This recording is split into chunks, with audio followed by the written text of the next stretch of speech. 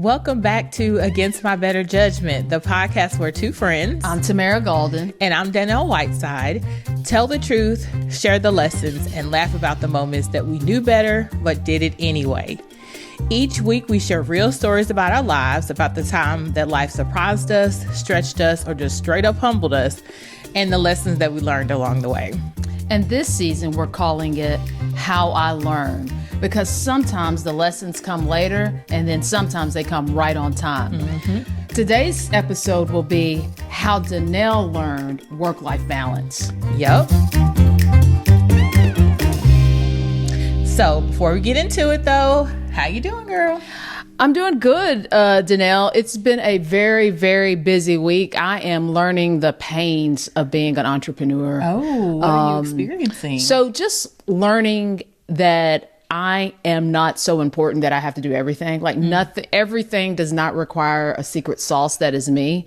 And as an entrepreneur, just buying into the fact that, hey, there are people that make a living doing that and figuring out how to delegate those things so that I can do what I do well that can make the business run. So yeah, that's a hard lesson to learn sometimes. I think probably I've never been an entrepreneur. Well, a little bit, but not really. Okay. And so, but I imagine that when it's just you, you feel like everything should be done by you because you know that you can do it and you can do it well, but it's like you're able to do it, but then do you have the capacity to do it all at the same time? Correct. Or, you know, really the nitty gritty is that the best use of whose time? Yep. And figuring out, like, if it's something that does not require my expertise, then should I be doing it? Is there a virtual assistant? Is there some of our listeners out there that maybe could do it? So it's been a little extra job, a little extra coin. Yeah. Hit her up. Yeah. I've been doing good this past weekend. By the time this airs, it'll be a few weeks removed, but my best friend ran in the New York City Marathon. Way to go, Jason, yes, whom I've never met. Oh my gosh. I still can't believe I've never met any, but it was so much fun. You know, Jason is just a really, really good friend to me and has been for like 20 something years. And he always shows up for me. Like when I had my second son, he came to stay with us for like 6 weeks to help, you know, with the transition. And he doesn't ask for a lot as a friend. And so when he was like, hey, I'm running the marathon, do you want to come cheer me on? It was an easy yes. My mom came with me. She, you know, Jason is like her other son. Mm-hmm. So she was happy to cheer him on. And then my brother came down from Connecticut and helped, you know, us navigate the city because we basically, you know, 26.2 miles, I think, 26.2 or 26.1 miles. So we had like 3 different stops along the way that we tried to find him. And so it was just so much fun. So anyway, it was a good weekend. No, I like it. So, you know, let's get to it. So tell us about the time when you learned work life, and actually the word is integration. Yes, which is very important because I feel like balance connotes an easy pie of like, you know, 50% to 50% or 50%, 25 and 25. And if you look at it from that balance perspective, you are never in balance because it's never that my family requires 50% and my work requires 50%. Sometimes family requires more effort depending on what's going on. And then other times work requires more effort. So I like to call it work-life integration, which is where I find points to integrate the worlds, and it makes it a little bit more doable. Okay. Help me understand it. And because I mean, the nuance of the word, I think you may be meaning the same thing, but I think the word matters in this sense because you are right. When I think about balance, I think of a teeter-totter or you just call this thing seesaws. Seesaw, yeah. And I do think of the word, you know, literal balance, which is not accurate. So I think I like the word integration, but tell me more. Yeah. So I have always been a person who holds on to my identity very strongly. Like, for instance, when I was in law school, there would be people that were like sleeping in the library all night, studying and sleeping in the library. And I just decided that I still need to show up for me, And so my schedule was, I'm going to study Monday through Thursday. Friday after class is my time. Then Saturday, I'm going to study. Sunday, I'm going to study. But I've always preserved some time for myself, right? Okay. So I think that's strategy number one, is to always preserve time for yourself. And it looks different depending on what phase of life that you're in.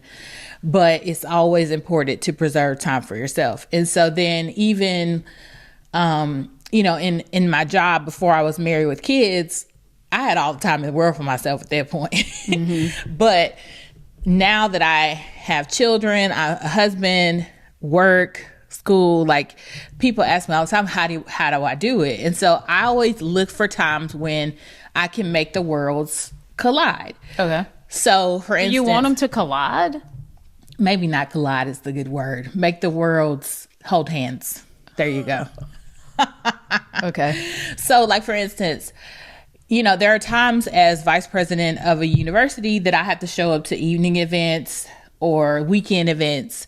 And typically, in a traditional setting, that means leaving your family behind while you go do the work. But a lot of times our weekend events are like football games. Okay.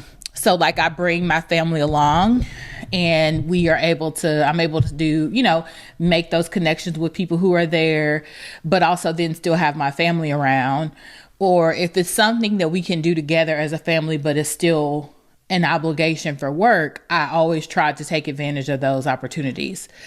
The other things that I do, like, for instance, in school in the spring, mm-hmm. the kids' spring break coincides with when I'm going to be up there for school. So we're going to stay some extra time in Philadelphia where I'm in school, mm-hmm. and then I'll do school for the couple of days, but we'll be there probably like a week. Gotcha. So I try to find occasions where I can integrate my family into the scenario. It doesn't always work, but when I can find the opportunities, that's what I try to do. I think those are called twofers.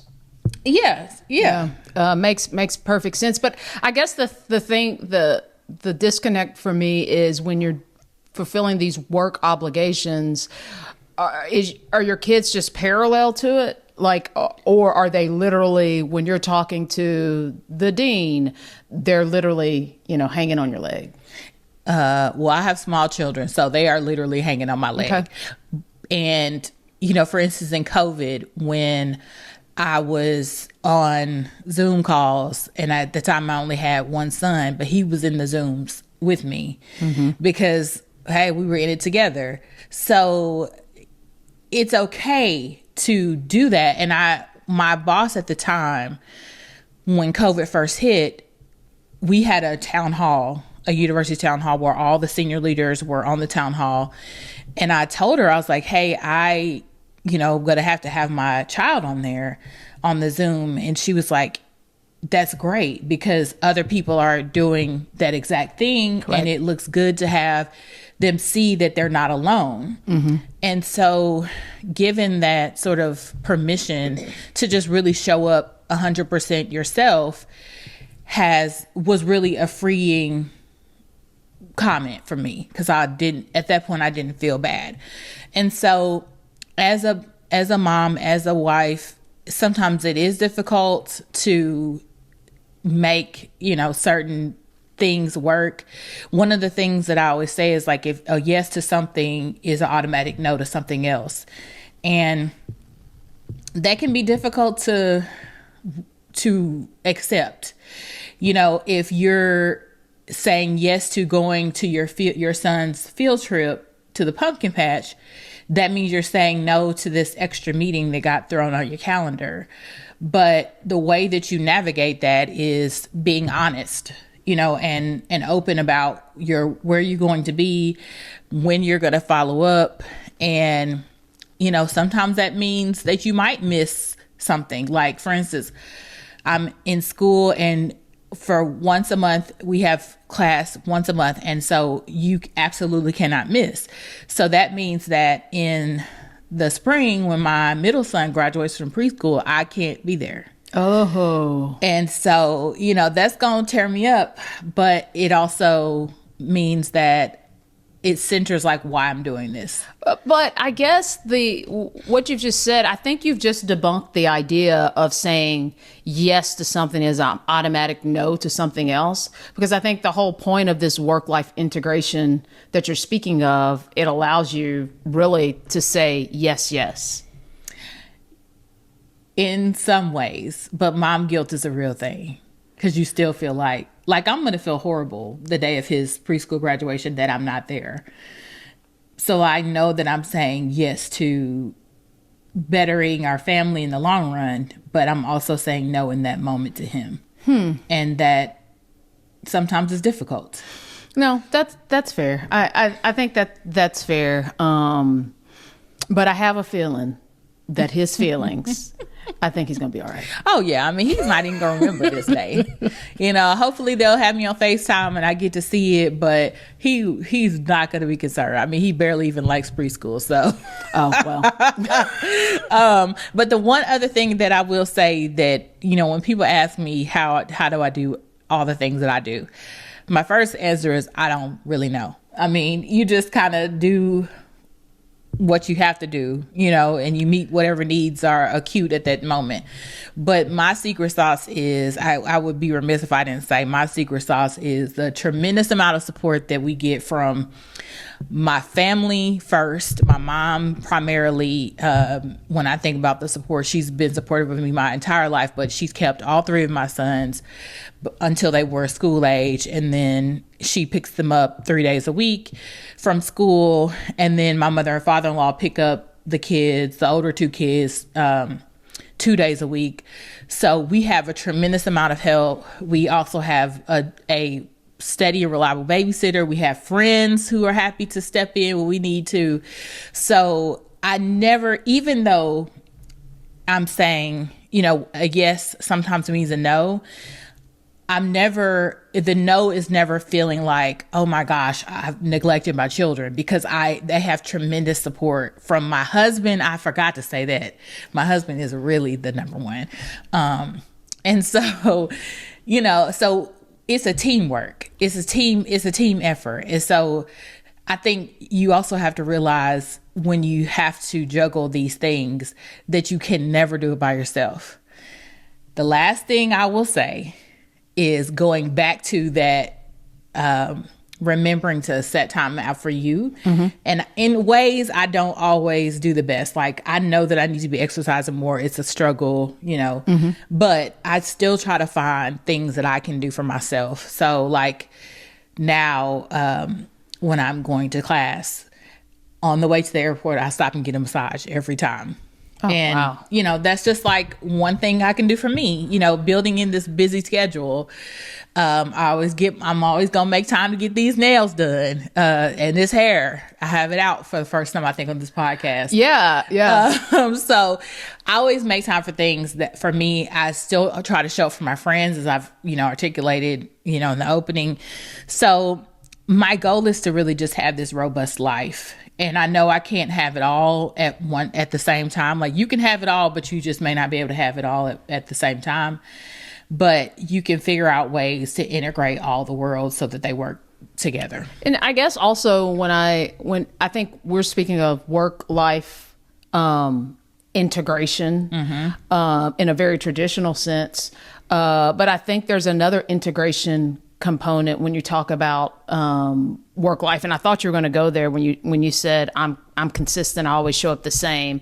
I thought it was more of a cultural aspect of work life integration, and how you're the same person whether you're at work and whether you're at work or at home. So yeah, I mean, that's the conversation we've kind of had before about mm-hmm. being authentic, and yep. I'm on this podcast with this hair. I'm also at work with this hair. So I'm authentic to myself wherever I go. And to me, it takes more effort to do the switch up, because that's time, that's effort. And I don't have time to be doing the switch up because I had too much going on. So Yeah. I'm just going to be true to who I am. No, that's fair. And I think once you reach a certain age, that becomes so much more easier. It becomes easier Yeah. and palatable. Yep. But I actually had an occasion, this is a little aside, but I met someone for the first time on Sunday, and she is older than me, but she spoke on how, oh my gosh, I have to go to work tomorrow and be the corporate me. And that was very odd. I was like, really? And she was like, well, we can't do it. We can't do it like this at work. And I was like, really? So it was just interesting, the maturation of who you are and being yourself, and how some people come full circle sooner than others, and some never do. But I don't think it's a right, wrong, good or bad. It just is. Yeah, So. true. All right. So you want to move to the next Will Be the Judge segment, or do you have anything to wrap up? Like, how do you manage work-life integration? Not well. It's not my strong suit. I always said, oh, work-life balance. But when I truly reflect on the things that matter to me, I've always said, a lot of people say to be family, friends. If I were to take an account of the last 10 days, it would be work. Yeah. And it's a shame. But the objective reality is that it would be the same. So what I did is I've started I have a very rigid schedule that I've literally written out. It's in my office. And I try to go by it, right? Yeah. So I've started getting up an hour earlier now. Trying to make sure that I can squeeze things in that I really feel like I need to do. And I try to be really disciplined if it's not done by 6 p.m., it will not get done today. So not well, but definitely better. Yeah. Better than ever. Well, that's good. I mean, there are different strategies that everyone uses different ways, but the important thing is to prioritize you and your work and your friends. And there's so many competing priorities, but it's important to have a robust life. Yeah. And so however you can figure out how to integrate those things, that should be your goal. Yeah. And I've even gone as far as, I've done way better with friends this year, but I've even gone as far as just redefining some friendships. Yeah. Like those friendships that don't reciprocate or invest in me or make me feel good. I am starting a process of almost just getting real selfish about friendships, because friendships are selfish, and I see the reverse of people being really selfish about their friendships. Yeah, that's and true. So just, making sure I identify who those folks are and what they are. If it's a friend that, hey, I see you on Sunday, bam, we see you on Sunday. If it's a friend where I see you once a quarter, see you once a quarter. If it's a friend where, I see you when you want to play a game, well, that's when I'll see you. So just really trying to be intentional about my time, because, I have some people in my life that they are the busiest. I mean, they are the busiest, their calendar is the busiest calendar on the block, and nobody else's matters, right? And so just making sure that those people don't dictate my time, because my time does matter, and it is valuable. So I think we all have to be careful and be mindful. So. Yep. Well, cool. Let's move on to our next segment, the Will Be the Judge segment. And this is where y'all send us your real life questions, and then we try to offer some unqualified yet qualified opinions with a little side eye when necessary, because we gonna be judgy. So this one is a listener letter that's titled, "Is it too late for law school?" Uh-oh. Hi, Tamara and Dannelle. Love the show. I listen while walking my dog and laughing way too loudly in public. So here's the deal. I'm 42, divorced with 2 teenagers, and I've been in the same corporate communications role for over a decade. The job is fine, but I've always dreamed of going to law school. I actually applied in my 20s and I didn't go, and it's haunted me ever since. Now I'm wondering, is it too late? Am I too old, too tired, too responsible? Should I stick with stability or finally chase my dream? And how do I know if I'm making a bold move or just having a midlife crisis? And she signed it Briefcase Curious. Oh, Briefcase curious. So first off, I think only you can decide if you're too old or too tired. And ultimately, I think only you can decide whether, right? I think we talked one episode about being a lifelong learner, and we decided that really, when we talk about a bunker and survival in this world, I think being a lifelong learner is definitely a great secret sauce. But when it comes to law school, it's very personal. I think you have to go through your why. Why do you want to do this? Why do you need to do it? Can you afford to do it now? Or is it something to wait? Is there another way to be fulfilled? Whatever you think you're going to get from law school, identify what it is. And there's another way to get it. I always joke to people like, if I had kids, I'll tell them there is a better way to make a living than being an attorney.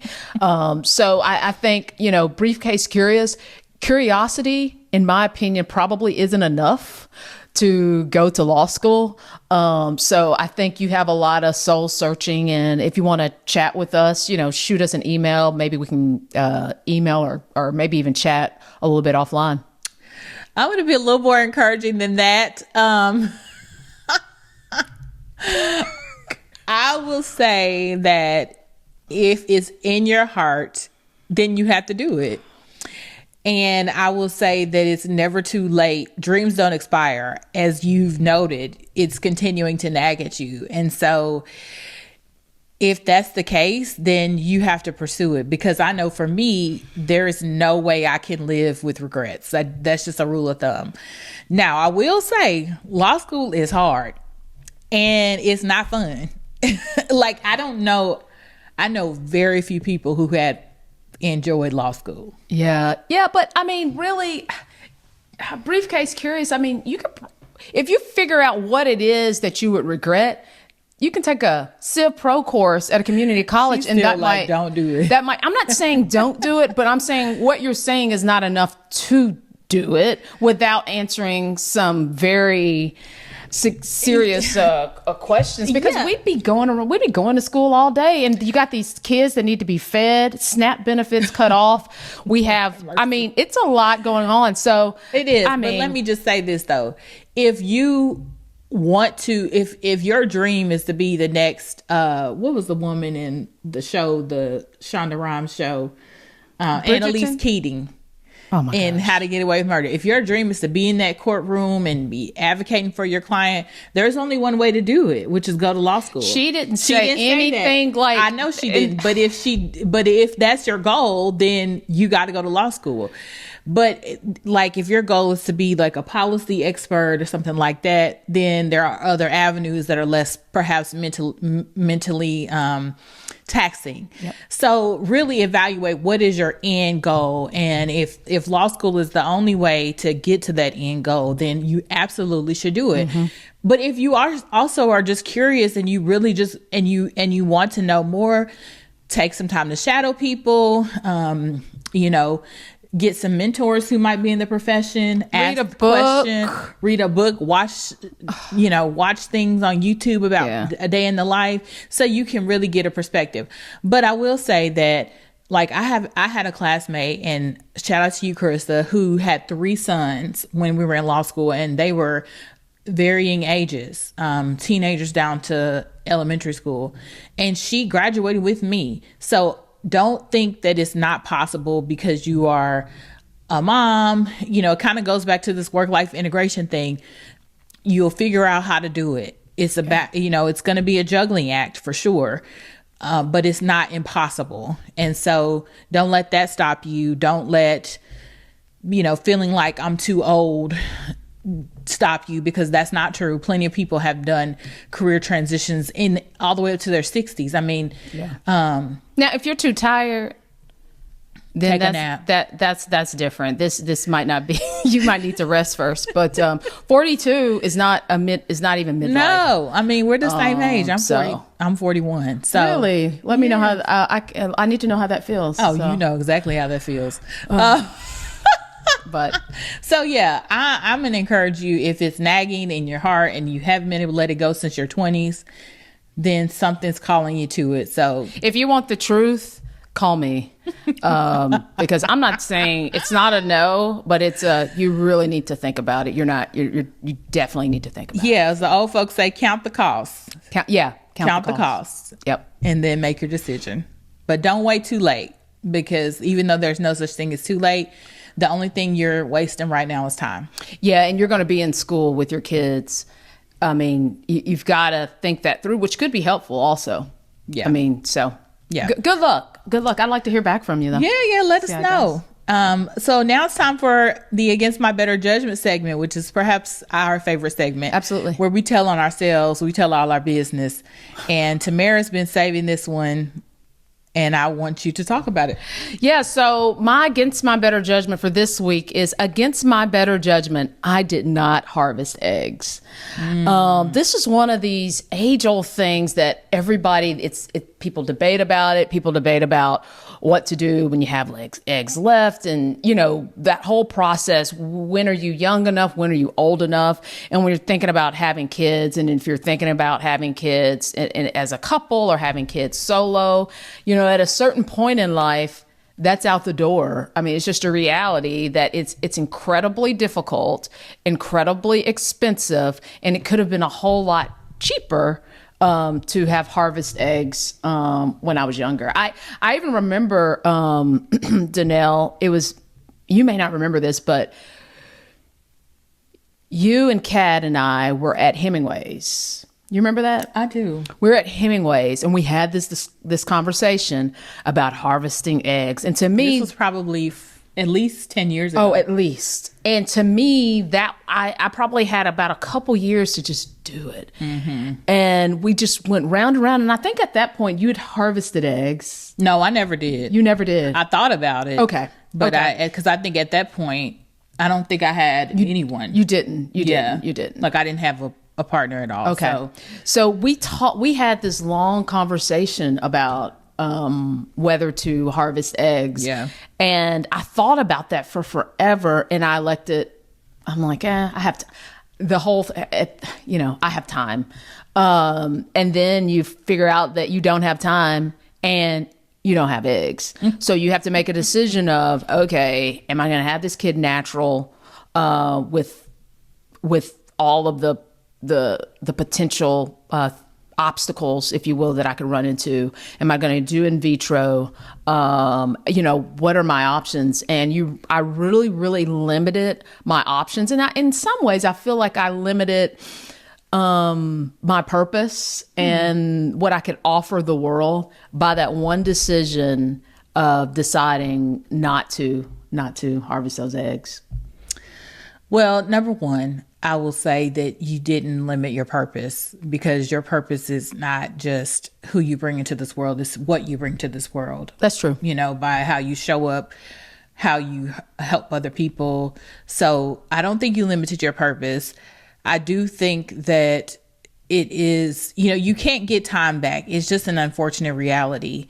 And our bodies, women's bodies, only have a certain amount of time to produce viable eggs.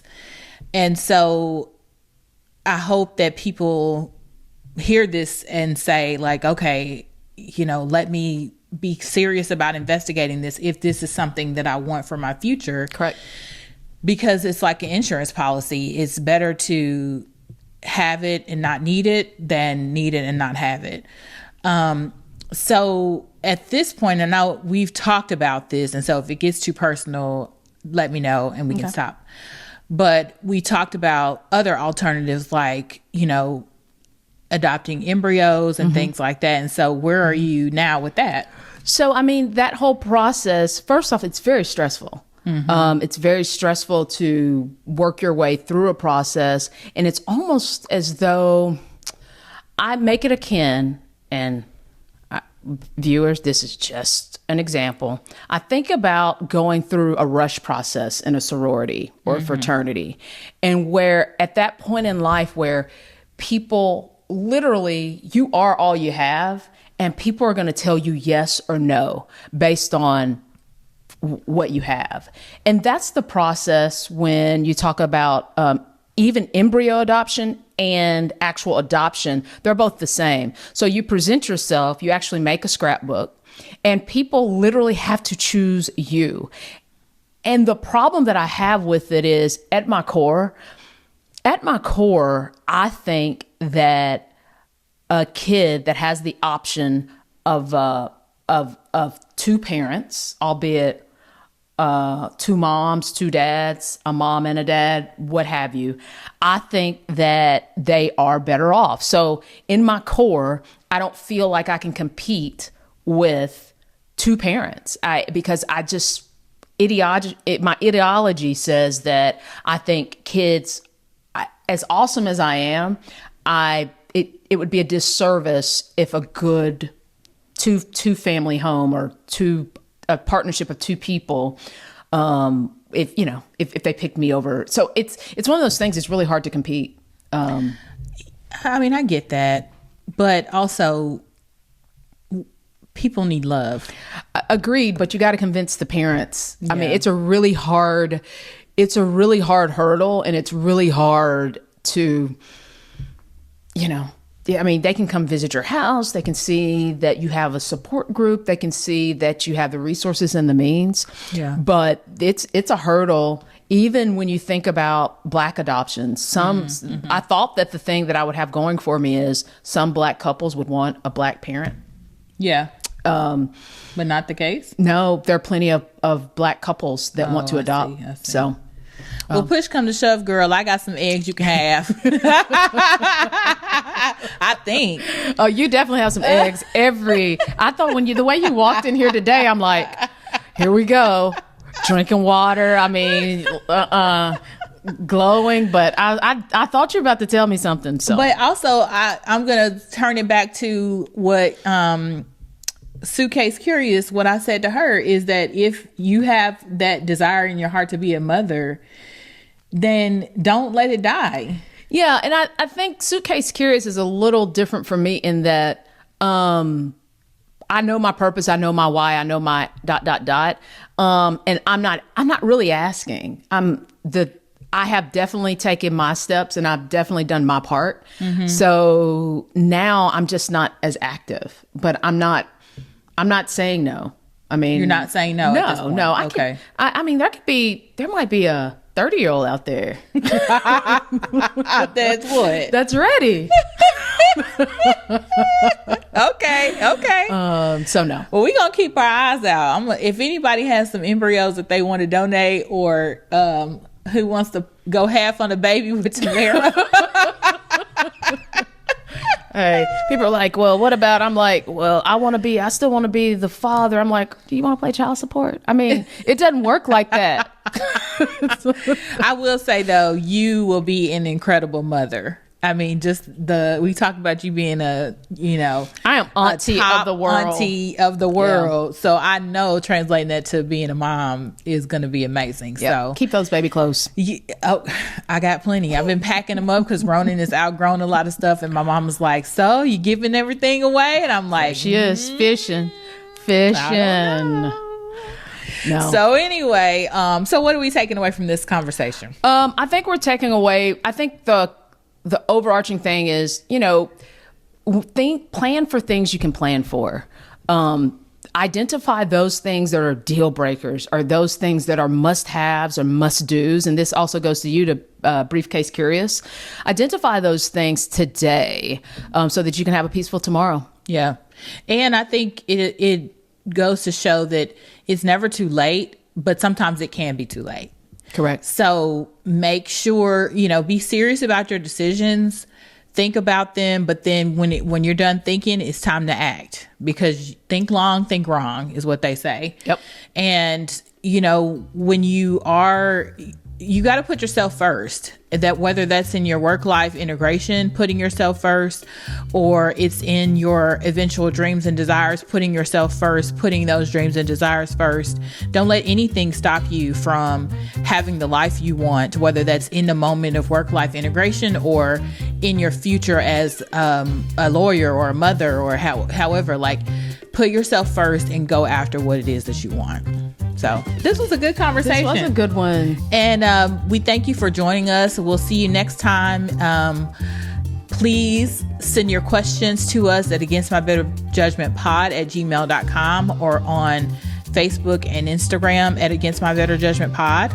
Yep. And y'all, wherever you watch us, give us thumbs up, 5 stars, give us comments, send us out to your friends. Let them know that we're here. But thanks. And we'll see you next time. See you next time. Bye. Bye.